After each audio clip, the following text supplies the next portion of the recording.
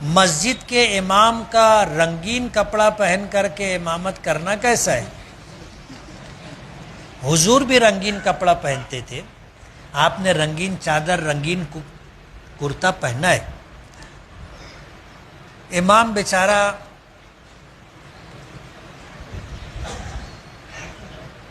ایسا ہے کہ ہر کس و ناکس اس کے متعلق اس طرح کی بات کرتا ہے۔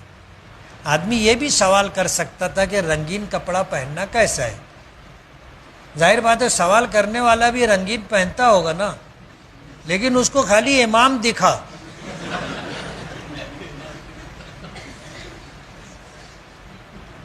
ہم لوگوں نے اپنے امام کو اتنا کمتر اور حقیر سمجھ رکھا ہے کہ اس طرح کی باتیں ہم لوگ امام کے متعلق پوچھتے، جبکہ یہود و نصارہ اپنے اماموں کو خدائی کے برابر درجہ دیتے۔ چرچ میں ہر اتوار کو یہ کرسچن لوگ جاتے ہیں، ہفتے بھر کے گناہوں کا تذکرہ پادری کے سامنے کرتے ہیں کہ میں نے چوری کی تھی، میں نے ڈکیتی کی تھی، میں نے جوا کھیلا، میں نے شراب پی۔ وہ بولتا ہے، یہ اس کے سر پہ ہاتھ رکھ کے بولتا ہے سب معاف۔ اب ظاہر بات ہے یہ گناہوں کا معاف کرنا اللہ کا کام ہے، لیکن انہوں نے اپنے پادری کو اتنا بلند تر مقام دیا ہے، اور ہم لوگ اپنے امام کو کیا سمجھتے ہیں آپ اس سوال سے اندازہ کر سکتے ہیں۔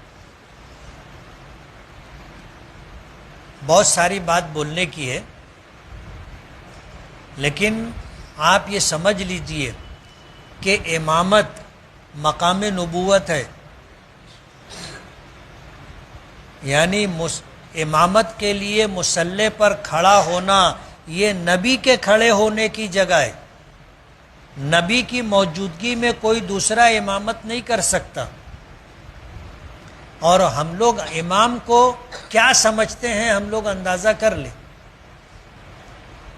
امام کو حالات اتنے سنگین ہیں، مہنگائی سر چڑھ کے بول رہی ہے، اور ہم لوگ امام کو کیا تنخواہ دیتے ہیں سب کو معلوم ہے، مؤذن کو کیا تنخواہ دیتے ہیں سب کو معلوم ہے، مسجد کے خادم کو کیا تنخواہ دیتے ہیں سب کو معلوم ہے۔ ایک صاحب تھے، وہ امام صاحب کو آ کے کہنے لگے کہ میرے بیٹوں کے لیے دعا کرنا۔ کیا کرنا؟ میرے بیٹوں کے لیے دعا کرنا، ان کی روٹی روزی کے لیے۔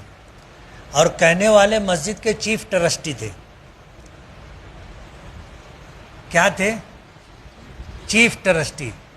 تو امام صاحب نے دعا کی کہ اللہ ہماری مسجد کے چیف ٹرسٹی کے بچوں کو ایسی نوکری دے کہ ان کو وہ تنخواہ ملے جو مجھ کو ملتی ہے۔ ناراض ہو گئے، ناراض ہو گئے اور بہت ناراض ہوئے، بولے تم میرے بچوں کے لیے ان کی زندگی برباد کرنے کی دعا کر رہے ہیں۔ بولے اس میں کیا ہو گیا؟ تم مسجد کے چیف ٹرسٹی ہو، جو تنخواہ تم مجھے دیتے ہو، تو ظاہر بات ہے تمہارے لیے وہی تنخواہ جو ہے دینا تم کو اچھا لگتا ہے، تو میں نے تمہارے بچوں کے لیے بھی وہ دعا کی۔ آج اگر مالیگاؤں میں امام لوگ یہ دعا کرنے لگے تو مسجد کے ٹرسٹی لوگ ہاتھ دھو کے پیچھا اٹھا لیں گے، سمجھ رہے ہو؟ اور یہ بات میں اس لیے کہہ رہا ہوں کہ مسجد کے ذمہ داران تو جو تنخواہ دیتے ہیں، مصلیوں میں سے کوئی بھی مسجد کے امام مؤذن کو کبھی ہدیہ نہیں دیتا۔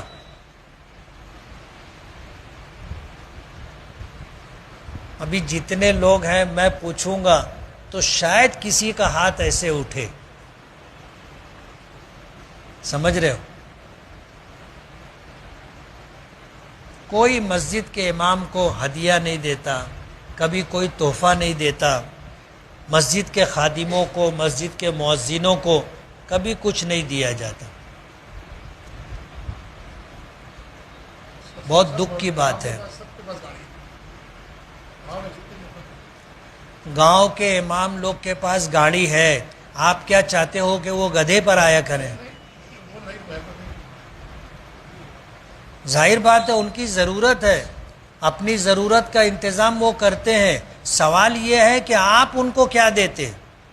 آپ کسی امام کی کبھی مدد کرتے ہیں؟ سوال تو آدمی کرتا ہے.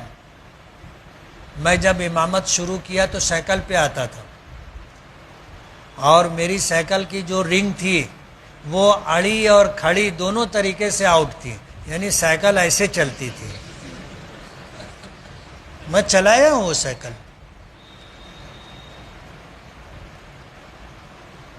تو مالیگاؤں میں ایسے لوگ بھی ہیں جو اس وقت میری سائیکل کا مذاق اڑاتے تھے.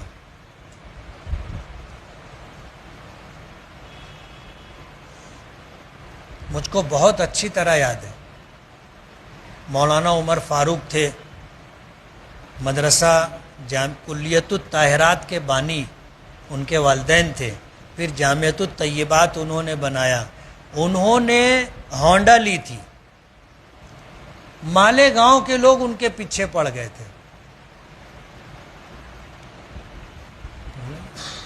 امام ہے اور ہونڈا چلا رہا ہے.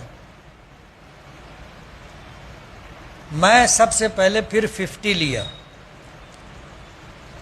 تو ہمارے مدرسے کے ذمہ داروں میں سے کچھ ذمہ دار کہنے لگے آپس میں، بولے 50 پہ آوتے. میں سن لیا تو میں رک گیا. رک کر کے ان کو میں نے وہی جملہ کہا جو ان سے کہا کہ تم کیا چاہتے ہو کہ ہم لوگ گدھے پر آیا جایا کریں؟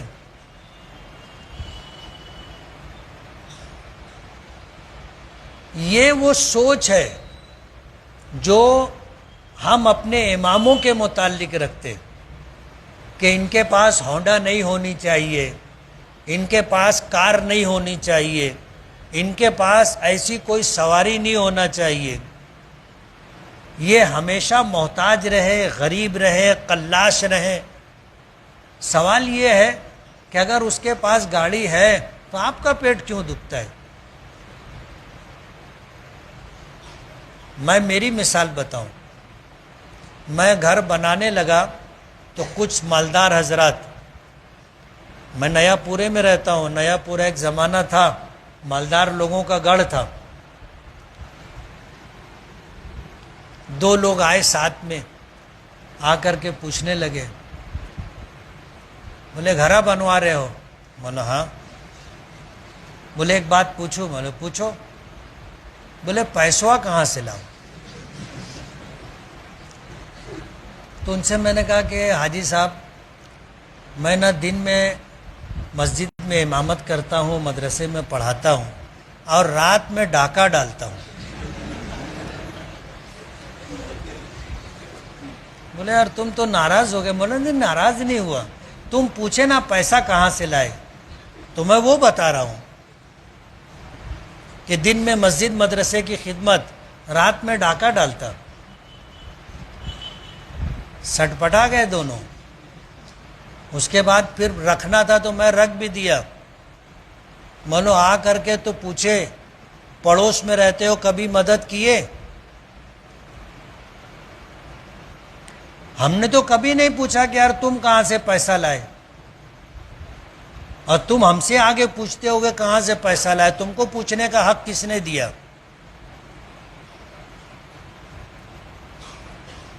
یہ ہماری سوچ ہے.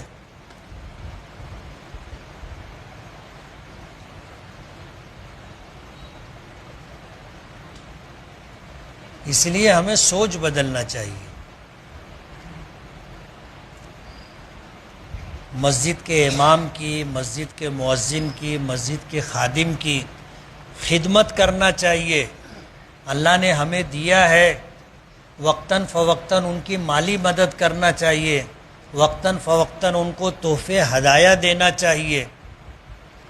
میں ایک واقعہ بار بار سنایا، پھر سناؤں گا. ایک صاحب میرے دوستوں میں سے کہنے لگے، تم کو تو بہت ہدیہ ملتا ہوگا. تو میں ان کو بول دیا, میں نے کہا تم کتنے دن سے مجھ کو جانتے, بہت زمانے سے تم میرے ساتھ رہتے, کبھی تم نے دیا کچھ؟ وہ آدمی خاموش ہو گیا, اس لیے کہ کبھی کچھ دیا ہی نہیں تھا نا.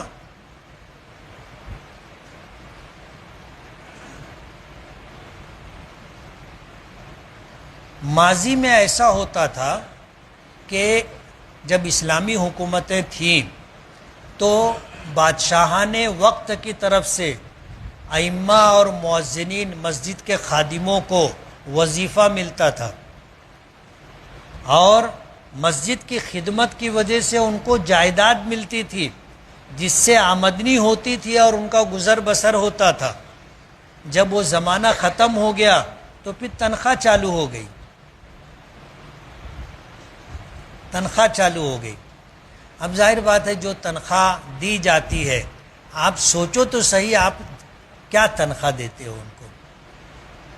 ایک آدمی جو گاڑی لیتا ہے موٹر سائیکل, وہ آج کے زمانے میں قسطوں پر لیتا ہے.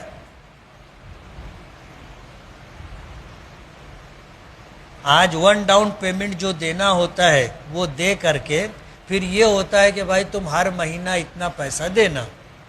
وہ بیچارہ مکتب پڑھا کر کے ادھر ادھر سے پیسے کا انتظام کر کے وہ دیتا ہے, لیکن لوگوں کو دکھتا ہے کہ امام صاحب ہونڈا پہ آتے.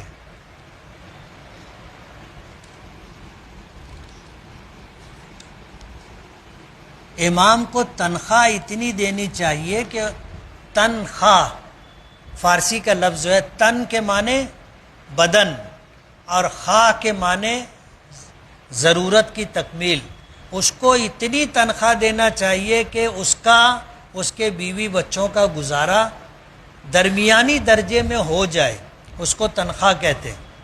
سمجھ گئے آپ؟